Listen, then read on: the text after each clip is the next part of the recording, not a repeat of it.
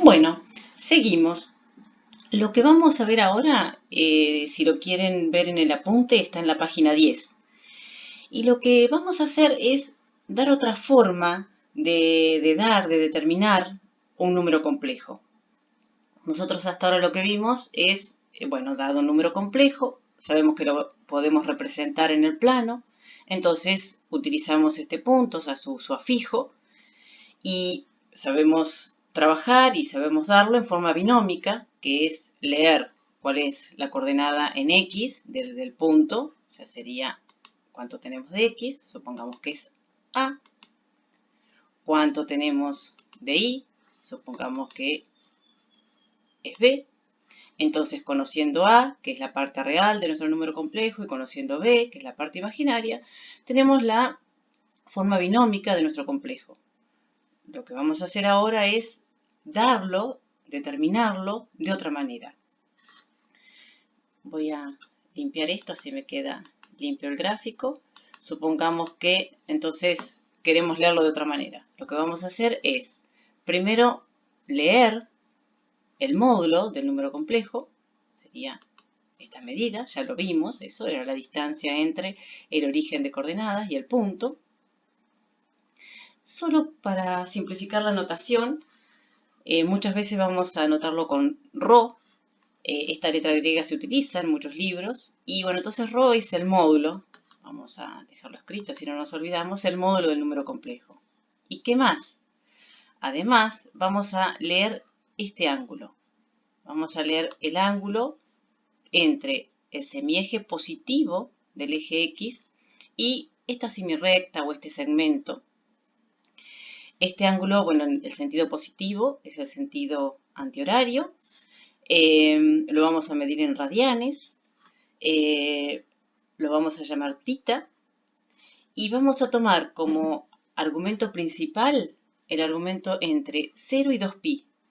Recuerden, 2pi es un giro completo. Entonces, mayor o igual que 0 y estrictamente menor que 2pi.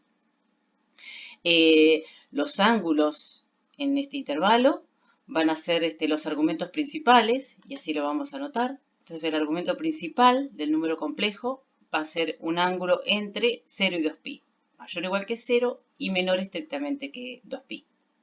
Recuerden, lo leemos en este sentido, ¿sí? En sentido contrario a las agujas del reloj. Supongamos que tenemos, voy a limpiar nuevamente,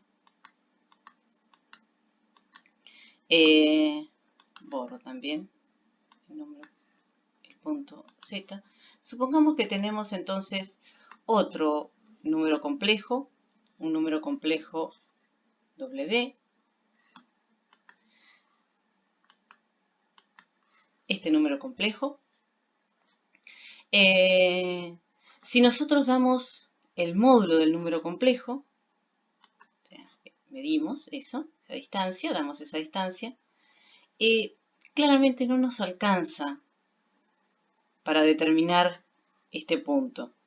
Nosotros sabemos que, en este caso, ese número complejo pertenece a esta circunferencia, es un punto de esta circunferencia, y este módulo es el radio de la circunferencia. Pero, claro, cualquier punto que nosotros tomemos en esta circunferencia va a tener módulo. Supongamos que esta medida es m. Si nosotros decimos queremos hallar un número complejo de módulo m, y bueno, va a ser cualquier punto de esta circunferencia.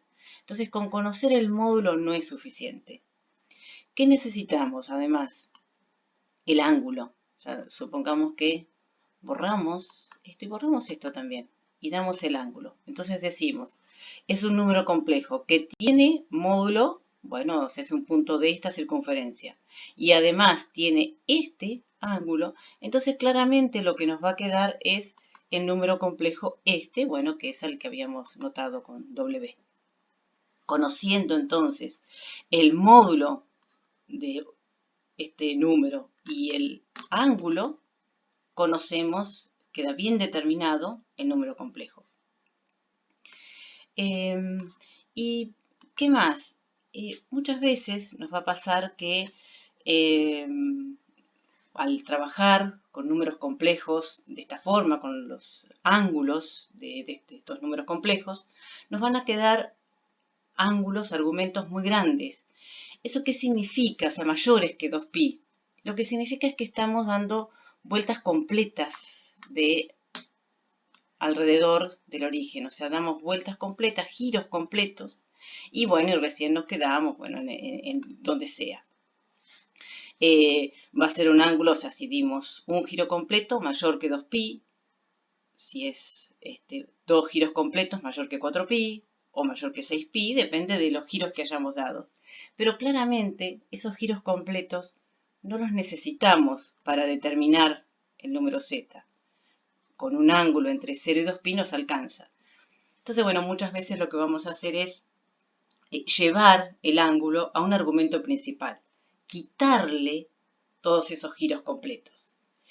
Y también a veces nos va a pasar que lo medimos o al trabajar nos queda un ángulo de esta forma, un ángulo negativo.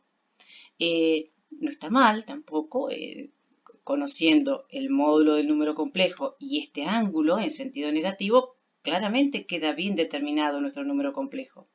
Pero bueno, nosotros definimos, argumento principal, un ángulo positivo y bueno, menor que 2pi, pero mayor o igual que 0. Entonces, nos serviría un ángulo negativo, que lo que estaríamos haciendo es este trayecto, midiéndolo, tomándolo en este sentido, un ángulo negativo para determinar el número complejo. Para determinarlo sí, no para dar su argumento principal. El argumento principal es un ángulo positivo.